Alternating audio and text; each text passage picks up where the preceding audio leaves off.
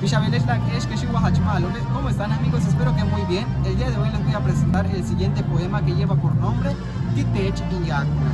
Y dice así: Inkushtal, Kintosh Titech Let's Evil Una, Utialin Walik Titeche, Hachin Yabil Mahech, Mishtanu Beitalin Atikech, Kinsentu Kultikech, Tumen Hachin Yabil Mahech, Yetel Kinkiki Ol Tikech, Ichil Ak Apleken Shiken Wenele, Lekeni Muts Inguche, Chen Tech Kintu Kultikech, Tumen Hachin Yabil Mahech, Utokole, Ink Atech Timpusik, Tumen Wakin Wenele, Kim Naitikech Inyakuna, Kim Atikech, Cheleha Takin Walik Titecho, Kestu Helkim, Malo, Ganantaba, bueno, cuídate.